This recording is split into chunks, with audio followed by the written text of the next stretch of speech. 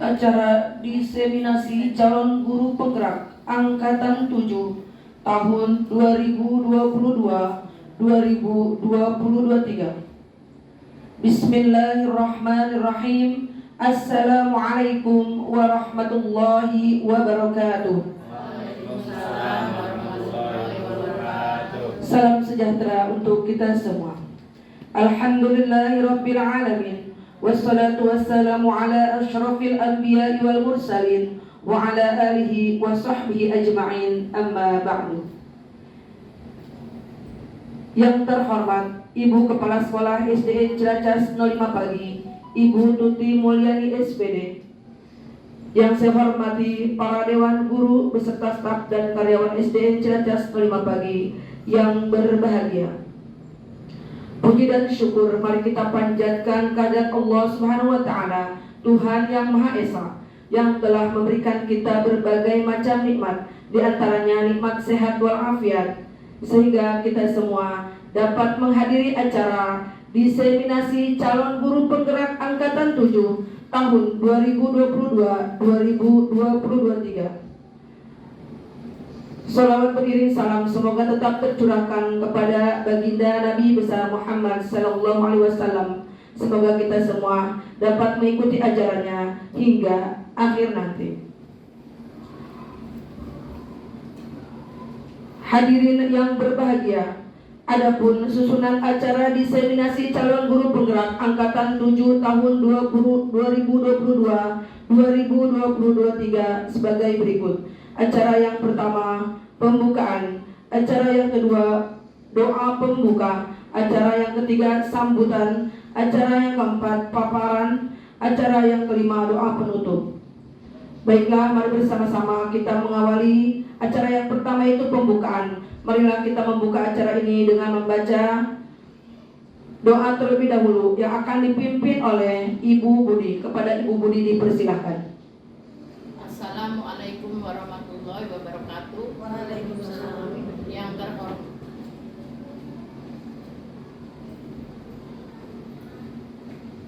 Assalamualaikum warahmatullahi wabarakatuh. Yang terhormat Ibu Kepala Sekolah, Ibu Tuti, dan rekan-rekan guru yang pada sore hari ini kita berkumpul untuk acara diseminasi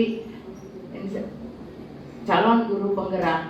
Kita bacakan doa menurut agama dan kepercayaan. Yang beragama Islam membaca doa Al-Fatihah, dan yang non-muslim membaca doa sesuai dengan ajarannya. Berdoa dimulai.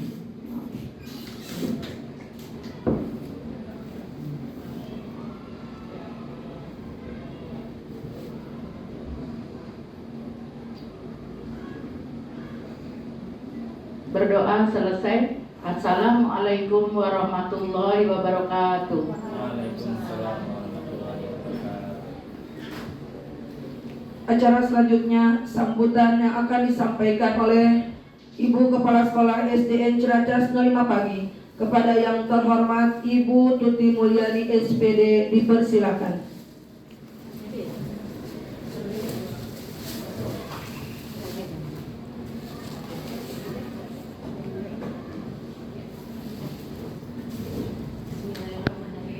Assalamualaikum warahmatullahi wabarakatuh. Waalaikumsalam warahmatullahi wabarakatuh. Bapak Ibu guru yang saya hormati dan saya banggakan, terutama Bu Endah, guru yang saya banggakan untuk saat ini. Hari ini kita patut mengucapkan puji dan syukur kepada Allah Subhanahu wa taala karena kita diberi kesehatan dan diberi kesempatan untuk mendampingi Bu Endah ya dalam melaksanakan diseminasi calon guru penggerak. Dalam kesempatan ini saya ingin mengungkapkan rasa bangga dan syukur karena salah satu dari guru kita ada yang sudah lulus mengikuti calon guru penggerak, dan sekarang sudah beberapa tahapan sudah dilalui. Semoga Bu Endah tetap sehat, tetap semangat, dan nanti dapat mencapai apa yang diharapkan, yaitu lulus sebagai guru penggerak dengan hasil memuaskan. Dan kepada Bapak Ibu guru yang lain, terutama muda-muda ini yang usia di bawah 50 tahun, saya harapkan semuanya ikut mendaftar mengikuti calon guru penggerak. Jangan hanya stuck di tempat saja ya, ibu-ibu yang muda-muda, bapak guru juga bagus. Kalau yang muda 50 tahun ke atas ya sudah memang sudah terlewat waktunya ya, jadi saya tidak bisa apa-apa lagi. Dan saya harapkan yang muda ini, yang di bawah 50 tahun ini, ya, harapan saya semoga semua bisa mengikuti calon guru penggerak. Dan nanti juga Bu Endah mudah-mudahan bisa mengimbaskan ilmu yang didapatnya kepada kita semua dan untuk kemajuan sekolah kita, untuk kemajuan anak didik kita. Demikianlah yang bisa saya sampaikan saat ini. Kurang dan lebihnya mohon maaf. Wassalamualaikum warahmatullahi wabarakatuh. Waalaikumsalam warahmatullahi wabarakatuh.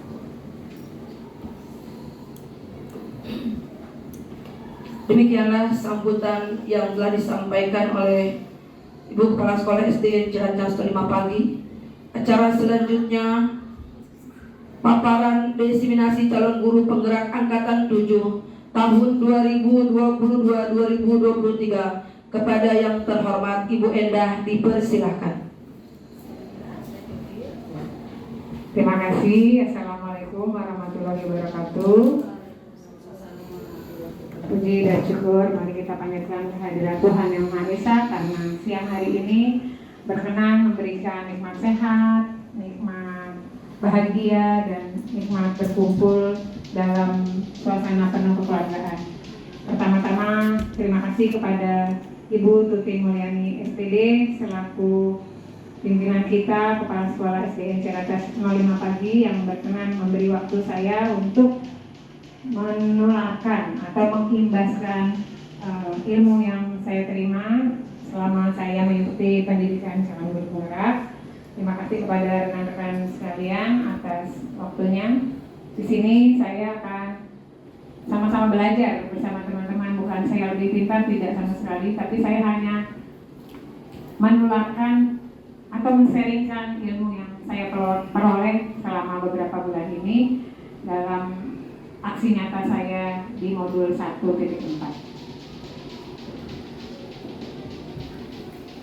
Budaya positif adalah materi yang akan saya paparkan di aksi nyata di modul 1.4.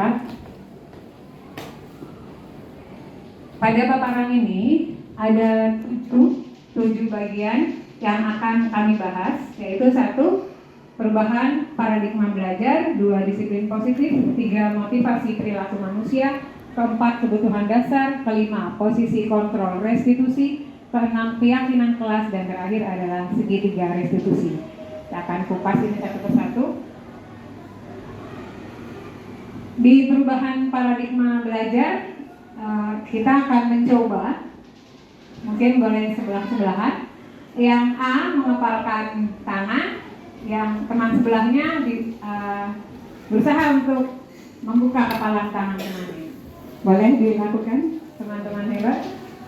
Yang sebelahnya berusaha untuk bagaimana caranya supaya temannya itu mau membuka kepalan tangannya. Entah dirayu, entah dipaksa, entah di apa terserah. Monggo silakan. Apakah ada yang berhasil?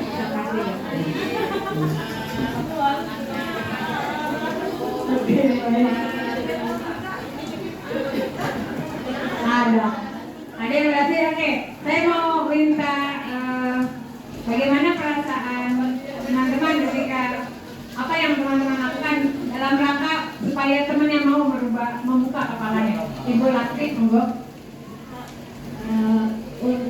Agar teman bisa mau membuka, paling tidak kita harus memberikan motivasi dengan memberikan semangat untuk merayu supaya dia itu mau membuka kepalannya.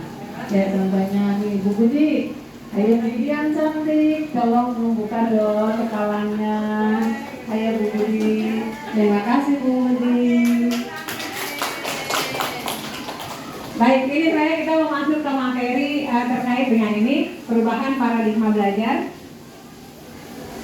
Nah, apakah kita sebagai A atau kita sebagai B mau membuka kepala tangan?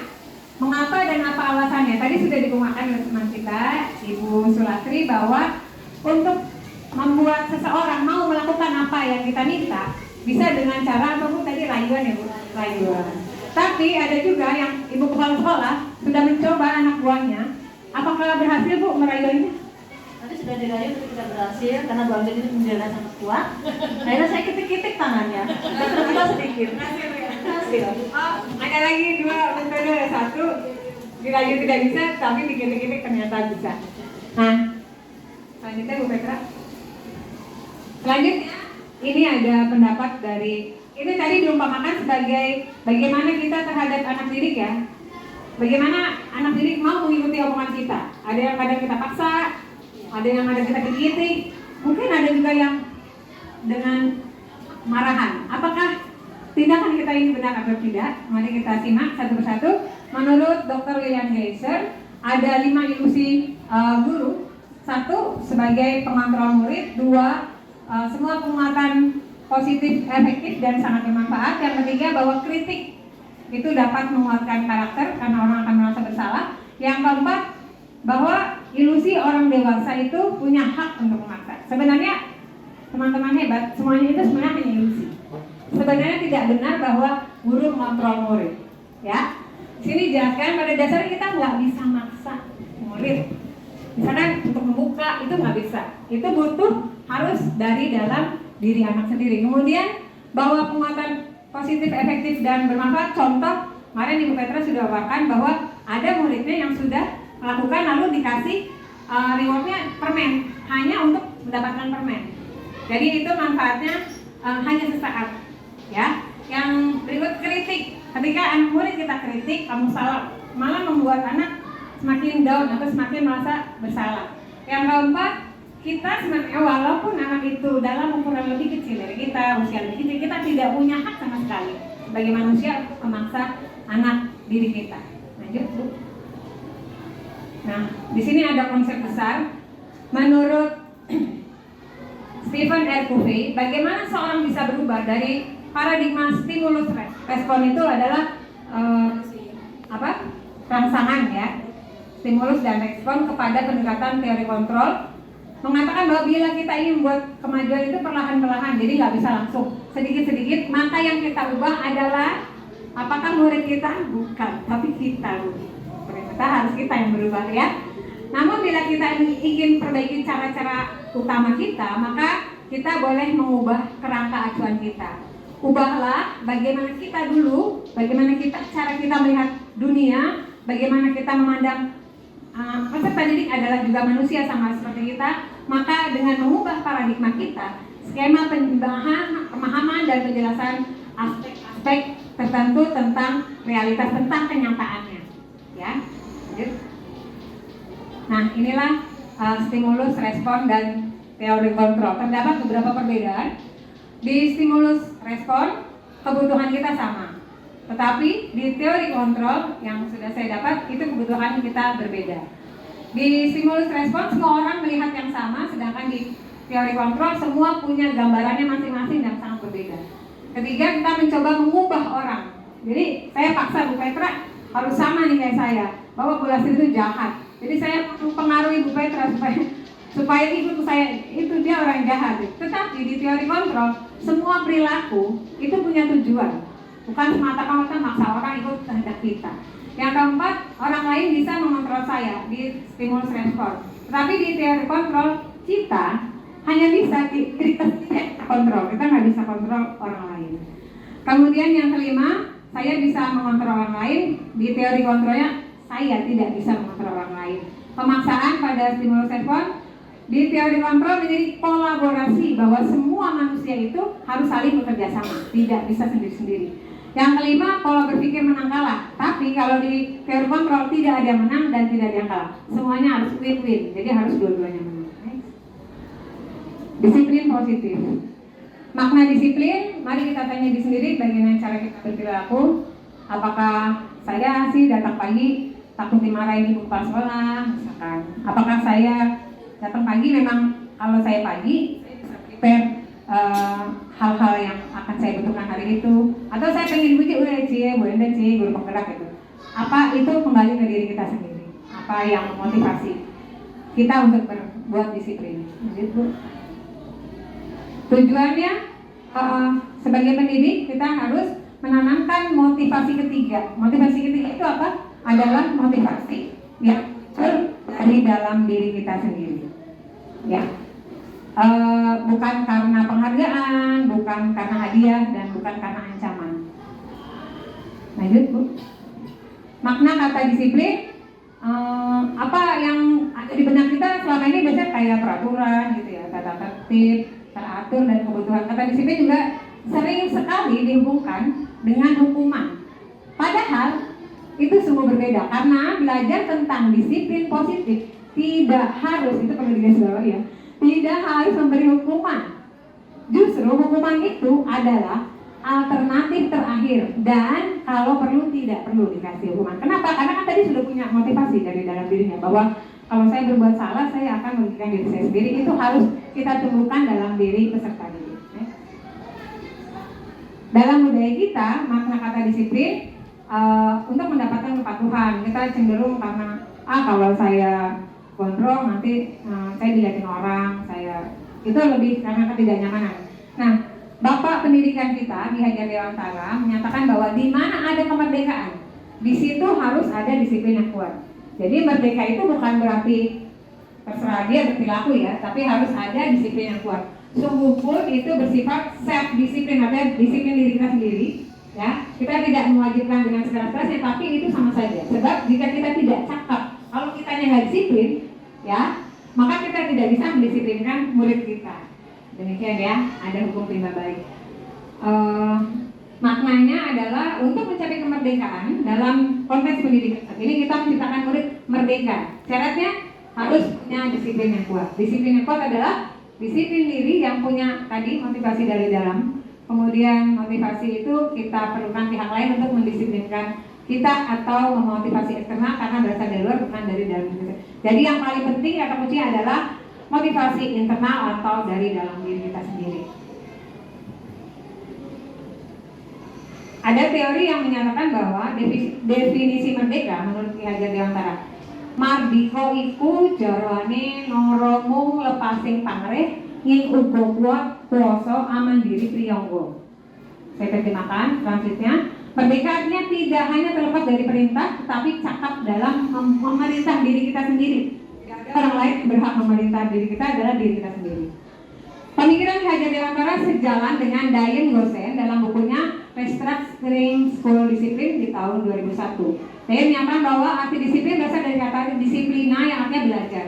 Kata disiplin berasal dari akar kata yang sama, yaitu disiplin atau murid atau pengikut. Untuk menjadi murid, seseorang harus paham betul alasan mengapa mereka mengikuti suatu aliran atau ajaran tertentu, sehingga motivasi yang terbangun adalah yang dari dalam diri sendiri, bukan dari luar.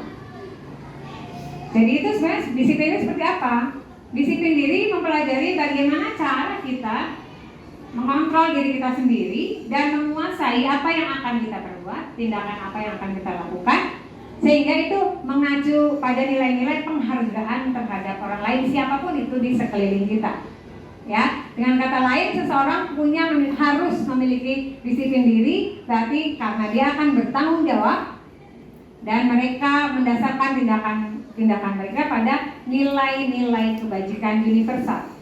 Sebagai pendidik, tujuan kita menciptakan anak yang memiliki disiplin diri sehingga mereka bisa berperilaku yang mengacu pada nilai kebajikan universal dan memiliki motivasi dari dalam diri.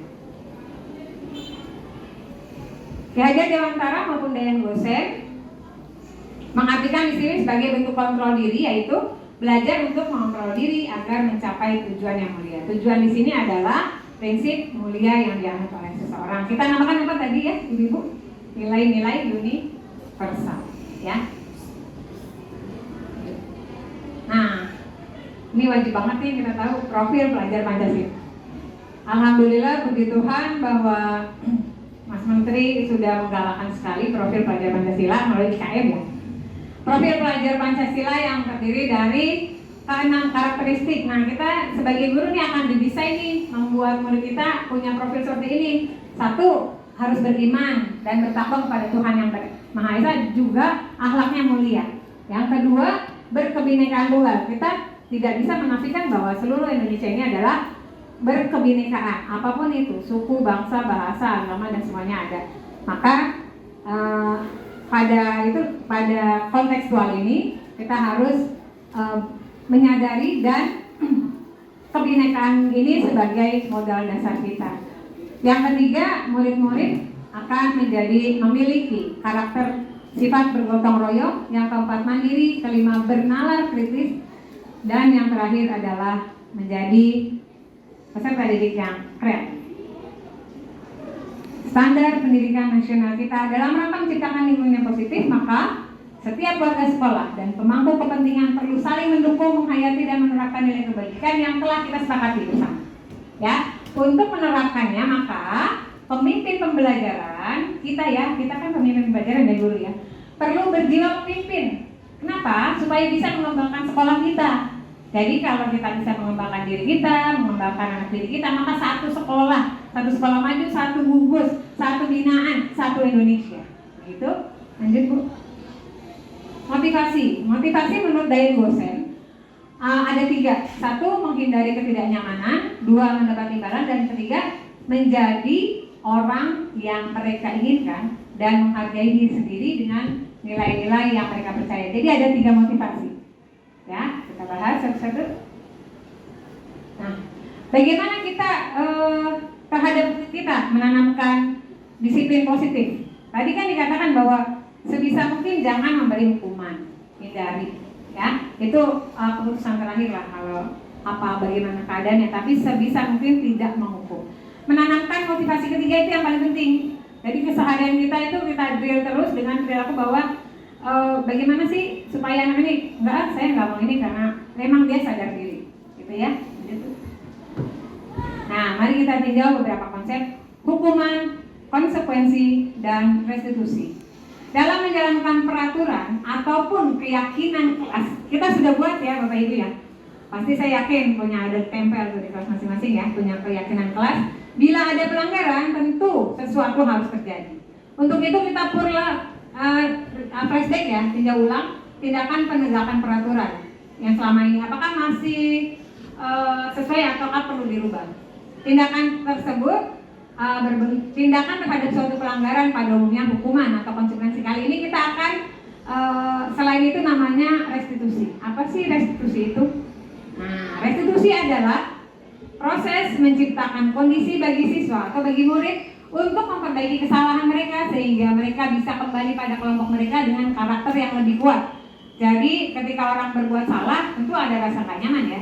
Nah, ini peran guru sangat penting. Bagaimana seorang guru bisa mengembalikan anak didik kita yang tadi kepada habitatnya, tapi dengan manusia baru. Manusia baru artinya bahwa dia tidak akan melakukan kesalahannya lagi karena dia sadar.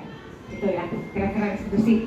Juga adalah kolaboratif, artinya kita harus bekerja sama, mengajarkan murid yang lain juga untuk ketika murid yang lain punya masalah, dia akan sharing, akan tahu solusinya. Oh begini kira-kira solusinya. Ya, membantu berpikir tentang orang seperti apa yang mereka inginkan dan bagaimana kita harus memperlakukan orang lain. Apa bedanya sih hukuman dan konsekuensi? Hukuman sesuatu yang menyakitkan harus terjadi. Sedangkan konsekuensi itu bukan hukuman, tapi itu memang harus terjadi apabila kita gini konsekuensinya ini, gitu ya. Membuat rasa sakit, membuat anak. Kalau konsekuensi membuat anak merasa tidak nyaman, tetapi tidak menyakitkan. Yang ketiga, kalau hukuman itu membenci kedisiplinan, anak jadi benci, nggak mau karena dihukum. Sedangkan di konsekuensi, anak menghargai disiplin. Kenapa? Karena dia sudah tahu kalau saya terlambat, konsekuensi saya adalah apa yang sudah disepakati di kelas. Kemudian hukuman bersifat paksaan. Kalau konsekuensi itu bersifat stimulus tanggapan. Hukuman mendorong anak menyakiti dirinya sendiri, sedangkan konsekuensi membuat anak supaya bagaimana ya supaya bisa diterima di masyarakat. Lebih ke adaptable ya. Konsep diri yang buruk, sedangkan di konsekuensi konsep diri yang baik. Anak belajar menyembunyikan kesalahan, anak mematuhi peraturan, merasa bersalah, marah, dipermalukan. Kalau di konsekuensi hanya merasa tidak nyaman, kehilangan haknya untuk sementara. Oke. Bagaimana identitas bisa terjadi? Ada dua identitas. Di sini ada di kolom gagal dan sukses. Yang gagal itu adalah adanya suatu hukuman. Yang sukses adanya disiplin. Disiplin itu memiliki dua lagi, memiliki konsekuensi dan ada tadi yang saya katakan adalah restitusi. Hukuman jadi sesuatu yang menyakitkan yang harus terjadi, sedangkan konsekuensi sesuatu itu harus terjadi walaupun bukan harus menyakitkan. Nah, restitusi ini adalah pilihan, ya. Yang kedua, hukuman tidak nyaman. Murid tidak nyamannya itu lama. Jadi kadang-kadang, mohon maaf Bapak Ibu, mungkin kita juga pernah melakukan kesalahan membuat luka batin terhadap anak. Yang anak SD sampai kuliah, bahkan sampai dia punya anak lagi akan menjadi lingkaran setan ya. Perilaku itu akan dia lakukan lagi kepada orang lain. Itu hukuman yang dalam jangka waktu panjang terasanya. Sedangkan konsekuensi untuk jangka waktu pendek, hanya saat itu saja dia tidak nyaman. Sedangkan restitusi malah menguatkan. Dari itu dia bisa mengambil, oh iya ya, saya waktu itu berbuat ini dan saya mengambil keputusan sendiri untuk tidak melakukan ini karena, nah itu bersifat lebih panjang waktunya. Di hukuman, korban mendapatkan keadilan. Di konsekuensi, korban, dalam tanda kutip ya, korbannya bisa diabaikan.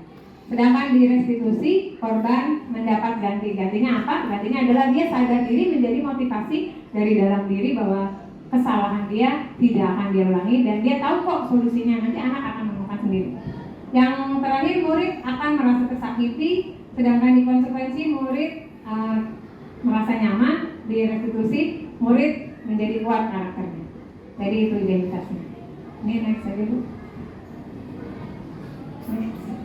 Kebutuhan dasar manusia. Kira-kira sudah sampai ke poin 4. Tadi saya paparkan di depan ada 7 poin. Sabar ya Bu, masih 3 lagi. Kebutuhan dasar manusia, sebenarnya ada 5 kebutuhan dasar manusia. Seluruh tindakan manusia pasti saya berbicara ini punya tujuan, kita bernafas punya tujuan. Semua yang kita lakukan ada usaha terbaik yang untuk mendapatkan apa yang kita inginkan. Mau saya juga berusaha mengembangkan kemampuan saya semaksimal mungkin, pasti punya tujuan.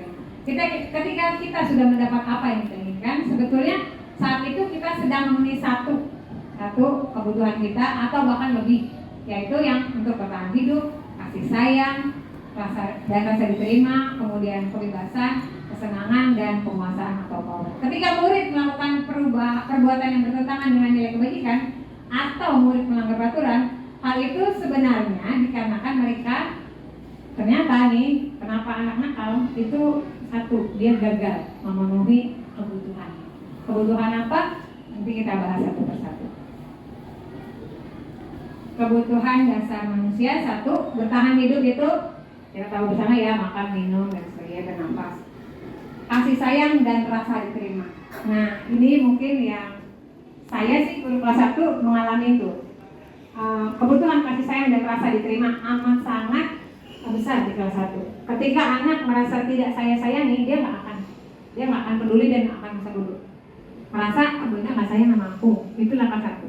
Mungkin kalau tambah naik kelas beda lagi kebutuhan lebih besarnya ya. Yang ketiga, penguasaan, kebutuhan pengakuan atas kemampuan. Oh saya sudah menguasai, maka dia punya rasa bangga dan dia bisa menularkan, men-sharingkan, mengajarkan temannya. Itu termasuk kebutuhan. Kemudian kebebasan. Ternyata murid kita juga sama kayak kita, punya kebutuhan untuk bebas, untuk memilih yang A atau yang B. Nanti akan kita susun di dalam keyakinan kelas. Mereka boleh berpendapat, mereka boleh memilih. Yang terakhir adalah kesenangan, kebutuhan untuk merasa senang. Anak SD kesenangannya adalah bermain. Jadi itu sangat tidak boleh dilupakan dalam pembelajaran. Diselipkan diantaranya ada permainan. Nah inilah tadi ya 5 kebutuhan. Kita sampai di poin yang kelima, posisi kontrol restitusi. Berikut ini akan disampaikan suatu program disiplin positif yang berpusat pada murid, dikembangkan oleh Diane Gosen dengan pendekatan restitusi yang disebut ada 5 posisi kontrol.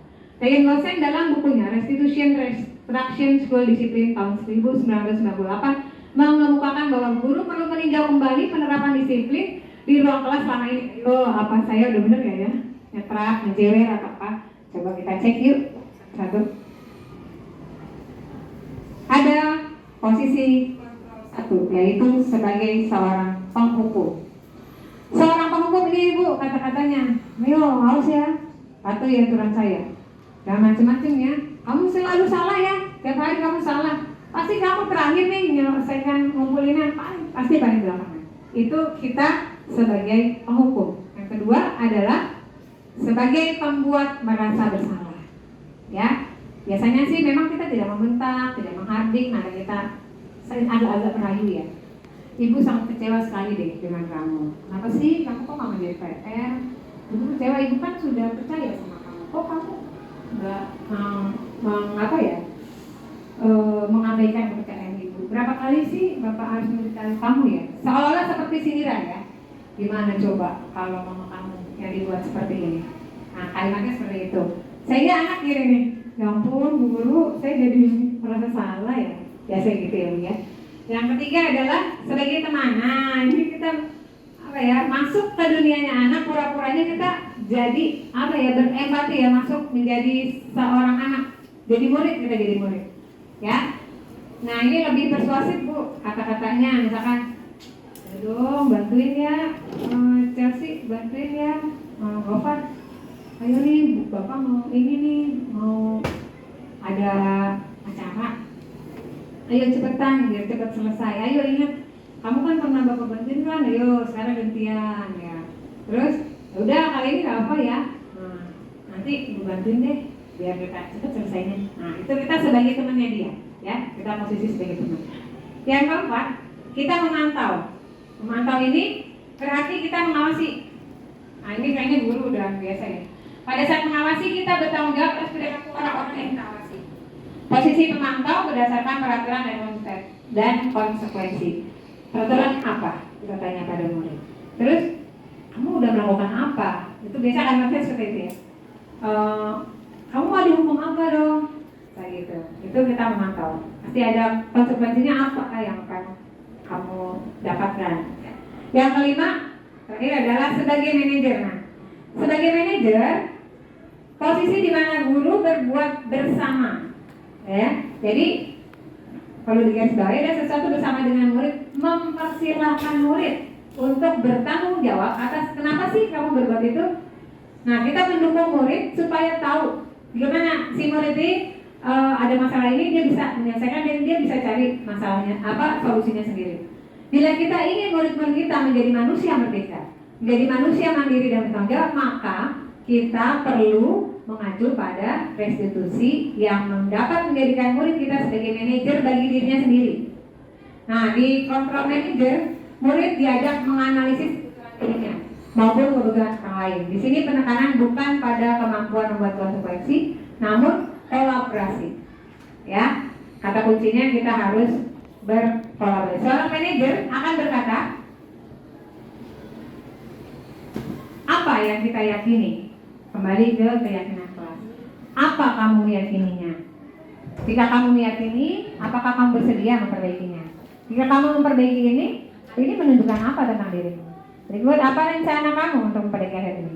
Tugas manajer bukan mengatur ya, bukan mengatur perilaku, tetapi membimbing murid kita supaya murid kita bisa ngatur dirinya sendiri. Seorang manajer bukan pisahin murid dari kelompoknya, tidak sama sekali. Tapi kita kembalikan murid tersebut ke kelompoknya dengan karakter yang berbeda. Ya, kita nggak misahin nih, oh kamu harus saya jauhkan, tidak. Tetapi kita mengembalikan, kita cuci dulu sedikit ya. Bahasanya kalau misalkan ada kain kotor kita cuci sedikit, setelah bersih kita kembalikan lagi ke raknya seperti itu. Kalau di umpamakan seperti itu. Next. Nggak usah bu. Dampak pada murid, motivasi eksternal dan motivasi intrinsik.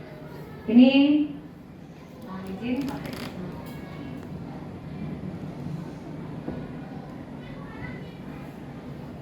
Mengulangi kesalahan berulang kali, perilaku menjadi lebih agresif. Kemudian di sini ada 5 ya. ada yang tadi saya sebutkan, posisi kontrol sebagai penghukum, membuat merasa bersalah, kita sebagai teman, kita sebagai pemantau, dan kita sebagai manajer.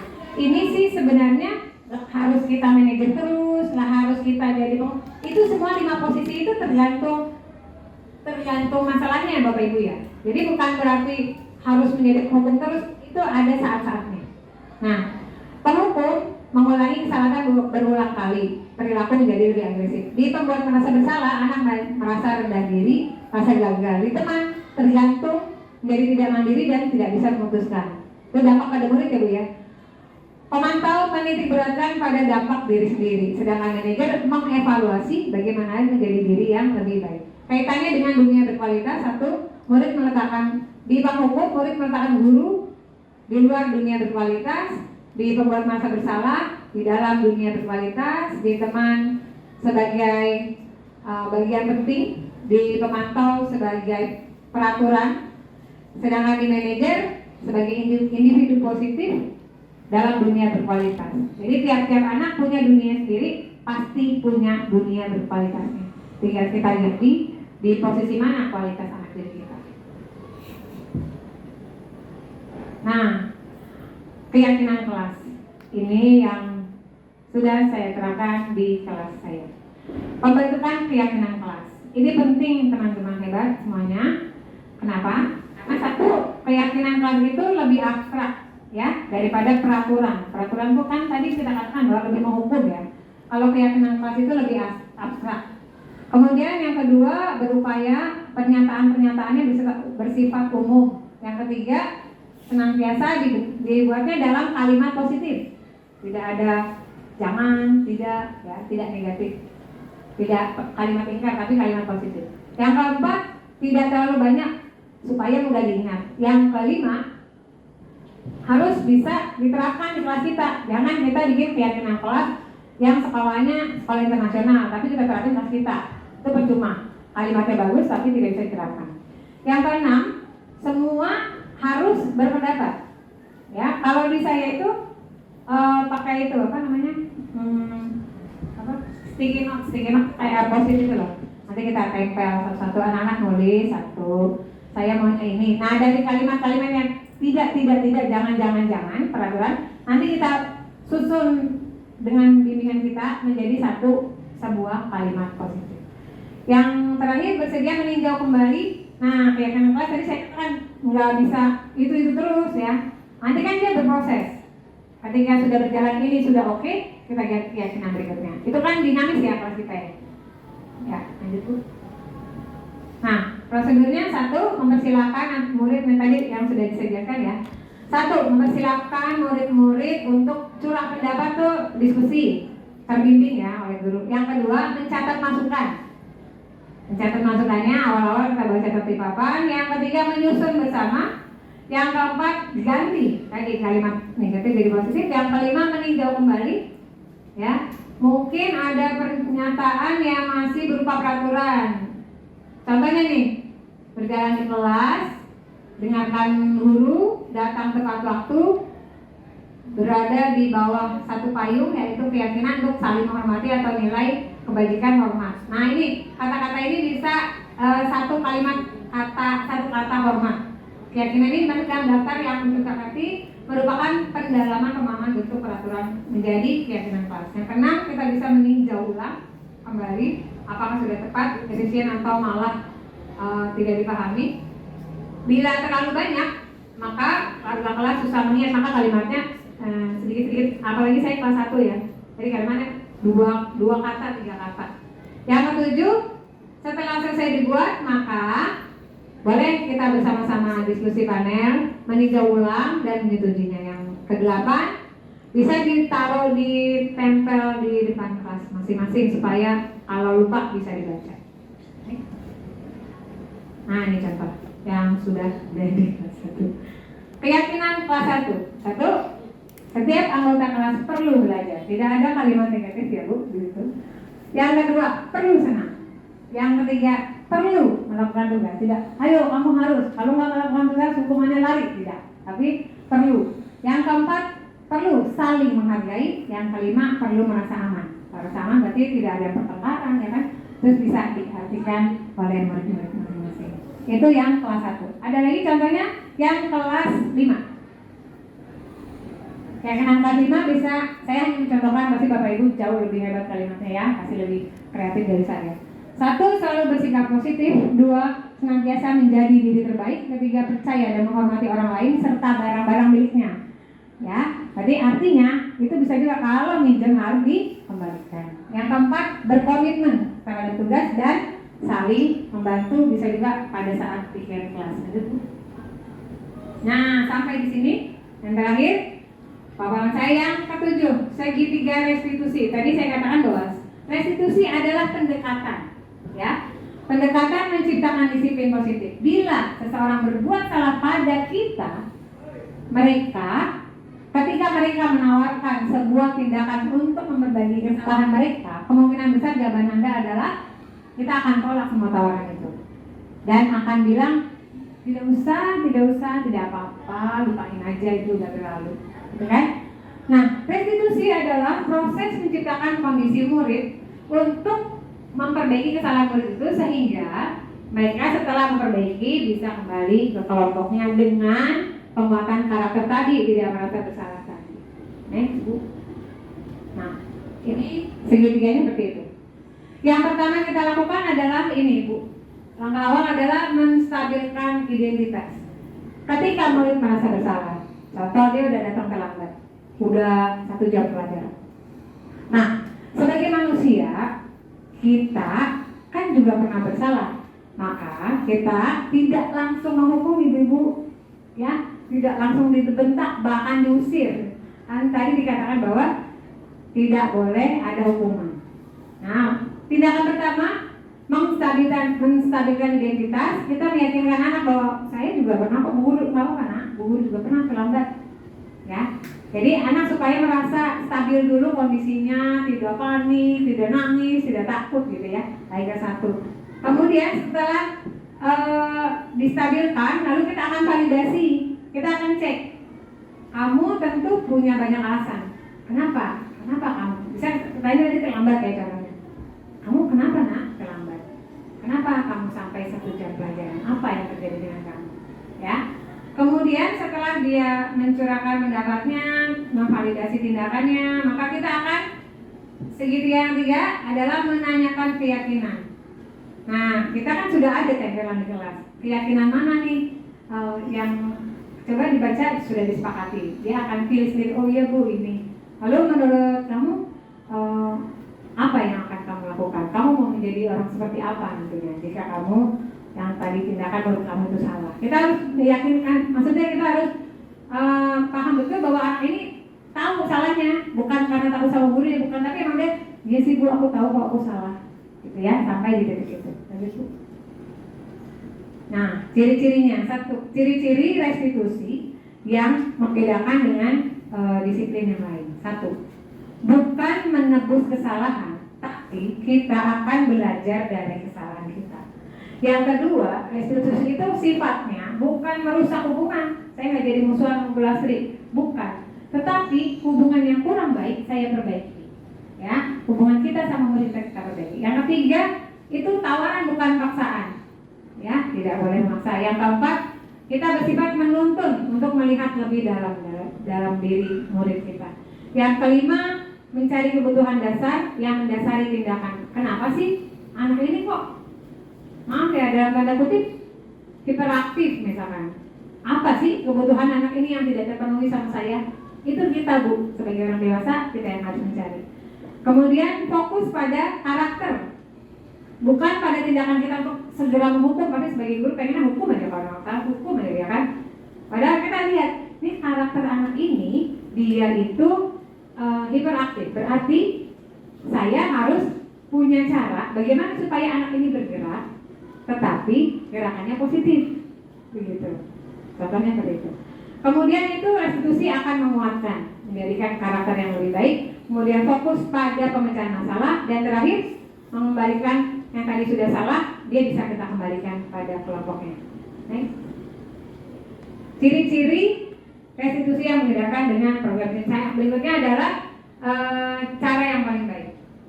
Dalam restitusi diri, murid belajar untuk mengubah kebiasaannya dari yang mengomentari orang lain menjadi ke diri sendiri. Ya, mungkin ini bukan cuma murid ya Bapak Ibu. Kita juga, saya terutama ya, kan kita lebih komenin orang ya daripada ngomongin diri kita sendiri. Dr. William Gleiser mengatakan bahwa orang yang bahagia akan mengevaluasi diri sendiri dulu. Orang yang tidak bahagia, ini penting nih ya, tidak bahagia mengevaluasi orang lain Bapak Ibu. Jadi nanti kita berefleksi diri sendiri, apakah kita mengevaluasi kita atau mengevaluasi orang lain. Yakinlah bahwa kita akan bahagia setiap hari apabila kita berefleksi. Ciri-ciri yang ketiga adalah pada tahap evaluasi diri. 1. Saya tidak suka cara saya berbicara kepadamu. Ya, itu ke diri kita sendiri. Yang kedua, kesalahan apa yang saya lakukan? Kesalahan yang saya lakukan adalah 1. Saya sebenarnya punya informasi yang kamu butuhkan. Saya lelah dan perlu bicara terlalu cepat. Saya tidak jelas menyampaikan apa yang saya inginkan. Yang berikut, pemahaman saya berbeda dengan pemahaman kamu. Yang ketiga, besok lagi saya akan 1. Menyampaikan informasi yang saya punya. 2. Tadi kan masalahnya ini restitusinya. 2. Saya akan berbicara lebih lambat. Yang ketiga, saya akan bicara lebih jelas tentang keinginan saya. Dan keempat, saya akan menyampaikan pemahaman saya kepada kamu. Segitiga restitusi adalah suatu proses dialog yang dijalankan oleh guru atau orang tua agar dapat menghasilkan murid yang mandiri dan bertanggung jawab. Jadi tujuan kita adalah anak itu menjadi mandiri dan bertanggung jawab terhadap apapun yang dilakukan. Nah, ini tadi kita buka satu-satu ya Bu ya. Sisi 1, menstabilkan identitas. Berdasarkan prinsip membuat kesalahan adalah bagian dari proses pembelajaran. Berperan menggeser identitas murid dari gagal menjadi sukses. Jangan kritik murid yang sedang mengalami identitas gagal. Ya. Ajukan pertanyaan. Contoh 1, membuat kesalahan. Tadi saya katakan, apa-apa kok manusia membuat salah, itu hal yang wajar. Bu guru juga pernah salah. Yang kedua, manusia tidak ada yang sempurna, pasti ada salahnya. Yang ketiga, mari kita bisa perbaiki kok masalah ini. Yang keempat, saya tidak akan menanyakan kesalahannya. Saya nggak akan berkutat di salahmu tadi terlambat. Tapi mari kita akan fokus memperbaiki. Bagaimana nih caranya supaya kamu nggak terlambat lagi. Yang kelima, apakah saat ini kamu pernah menjadi orang yang baik? Apakah kamu merasa kamu sudah baik untuk dirimu sendiri? Paling penting adalah berdamai dengan diri sendiri. Yang kedua, validasi tindakan yang salah. Ajukan pertanyaan 1. Kamu bisa saja bertindak lebih gegabah dari ini. Misalkan dia, udah pada telat saya nggak masuk lah. Kan ada ya lebih gegabah dari itu. Yang kedua, kamu bukan melakukannya tanpa suatu alasan. Guru tahu, pasti kamu terlambat ada alasannya. Yang ketiga, melakukannya karena mempertahankan sesuatu yang bagi kamu penting. Ajukan kalimat itu. Yang keempat, mungkin kamu bisa mempelajari perilaku baru yang lebih efektif. Kamu bersedia tidak mempelajarinya? Ya, sisi ketiga adalah menanyakan keyakinan. 1. Pertanyaannya kira-kira seperti ini. Sebagai keluarga atau sebagai kelas, apa yang sudah kita keyakini, kita kembali ke keyakinan kelas. Yang kedua, nilai apa yang sudah kita sepakati. Yang ketiga, seperti apa gambaran kelas ideal bagi kamu. Yang keempat, kamu ingin menjadi orang seperti apa sih? Gitu ya. Hal yang perlu diperhatikan. 1. Perilaku yang salah perlu dikaitkan dengan nilai atau keyakinan yang telah kita sepakati. 2.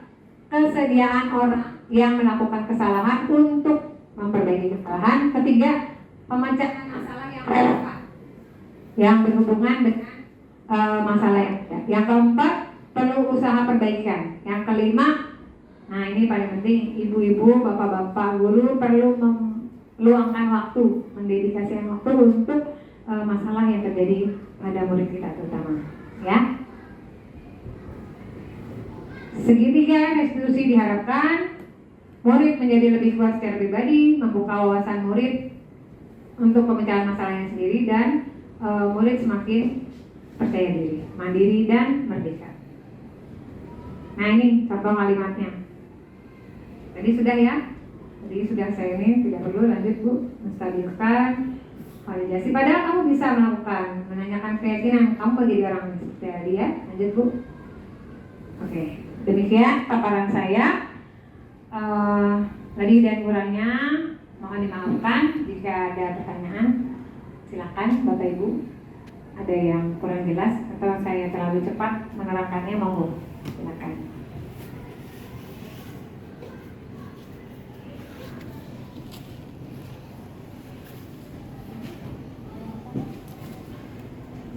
Silakan Bu.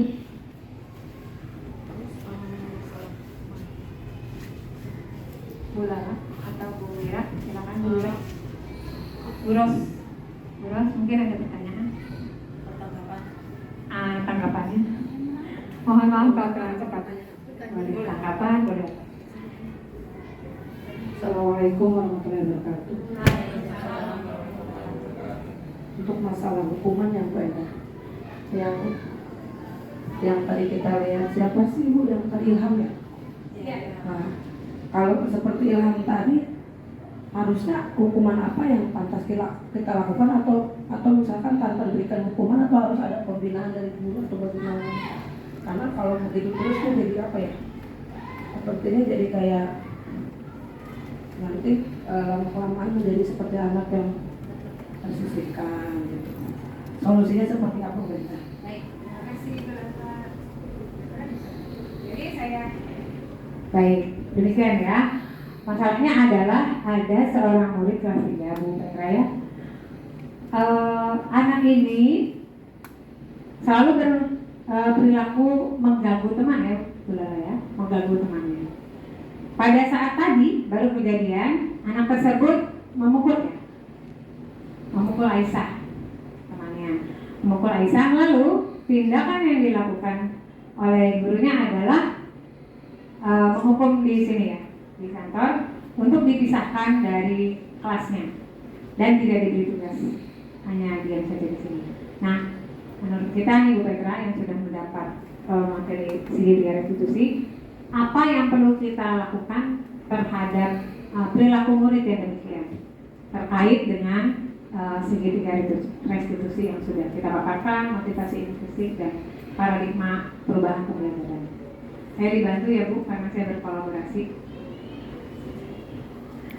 Ya, terima kasih untuk yang baru datang. Perkenalkan nama saya Aurelia Patricia, tapi saya bisa dipanggil dengan Ibu Petra. Saya dari SDN Pondok Rangon 04. Untuk menanggapi pertanyaan dari Ibu Lala, restitusi itu tidak harus dilakukan dalam sekali tindakan.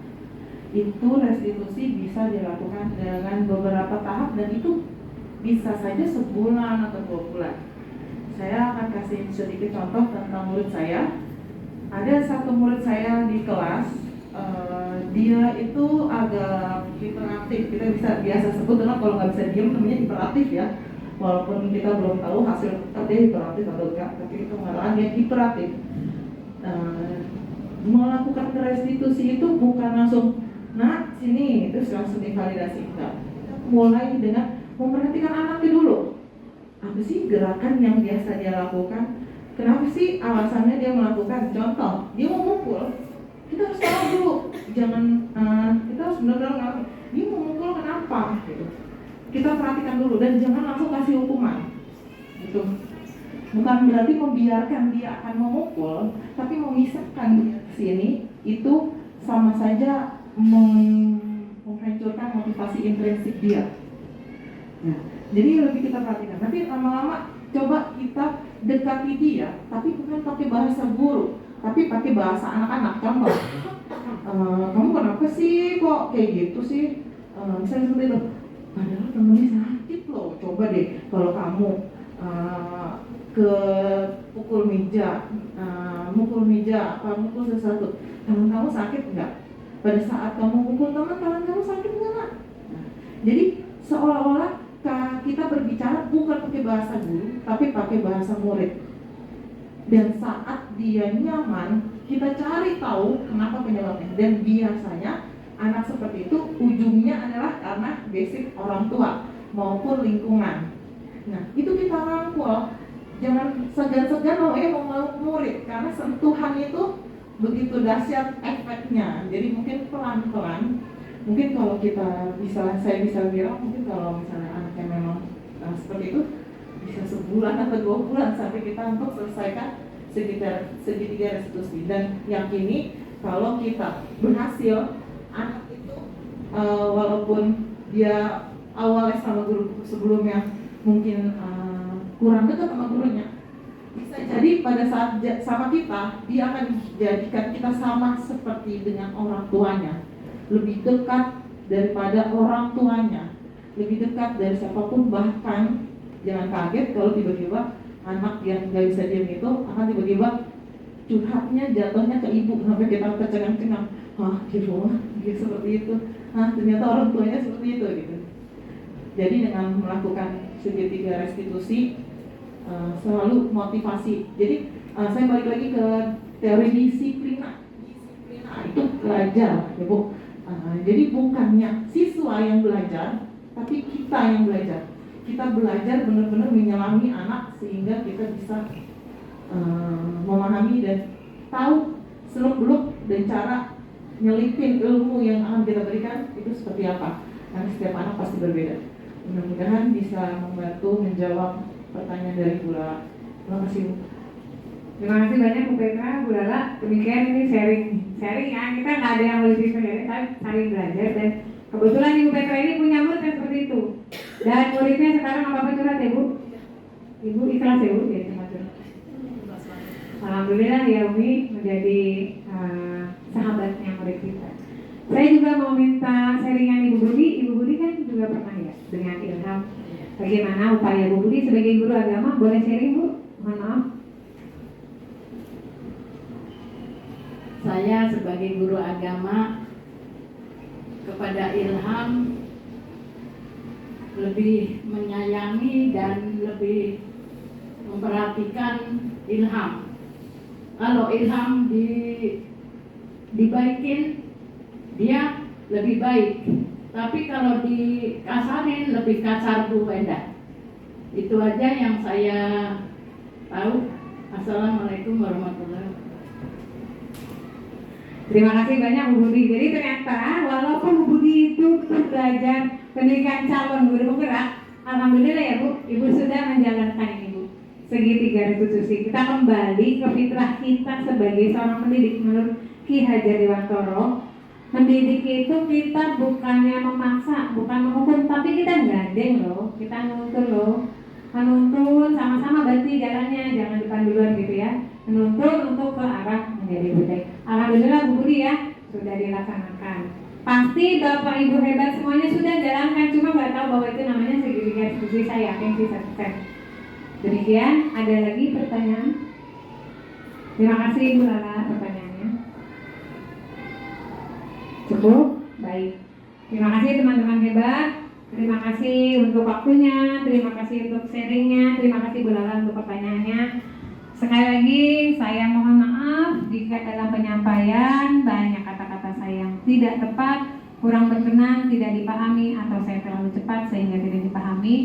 Semoga yang saya sampaikan, yang saya tulis ini memotivasi terutama guru-guru muda kita. Ayolah masuk ke pendidikan guru penggerak supaya pendidikan di Indonesia menjadi lebih maju lagi. Tapi motivasinya bukan dari Bu Enda ya, bukan ada promo-promo, tidak, tapi harus dari dalam diri kita bahwa saya ingin menjadi manusia yang lebih memahami murid saya ingin murid saya menjadi lebih berdaya guna, dan saya ingin masa depan murid saya ini akan lebih membuat Indonesia menjadi lebih maju lagi dengan keenam karakter profil pelajar Pancasila. Demikian, mohon maaf, terima kasih banyak. Assalamualaikum warahmatullahi wabarakatuh.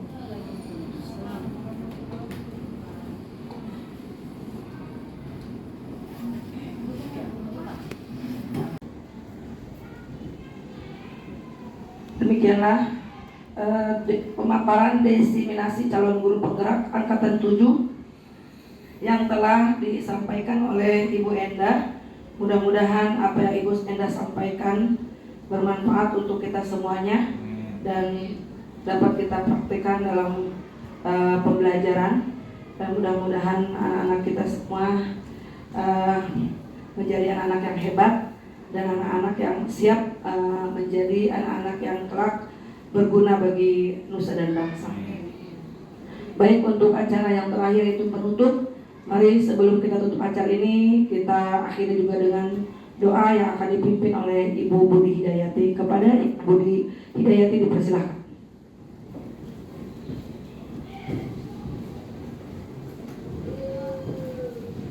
Assalamualaikum warahmatullahi wabarakatuh. Mari kita tutup dengan doa.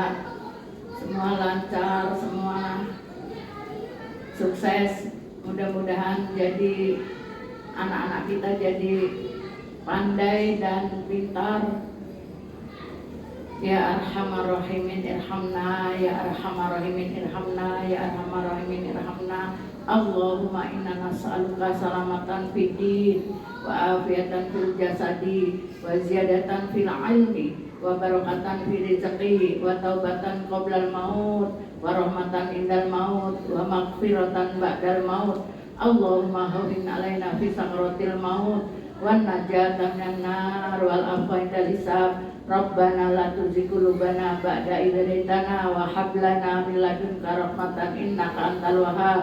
Rabbana atina fid dunya hasanah wa fil akhirati hasanah wa qina adzabannar. Da'wahum fiha subhanakallahumma wa tahiyyatuhum fiha salam wa akhiru da'wahum anil hamdulillahi rabbil alamin. Wassalamualaikum warahmatullahi wabarakatuh. Terima kasih Budi.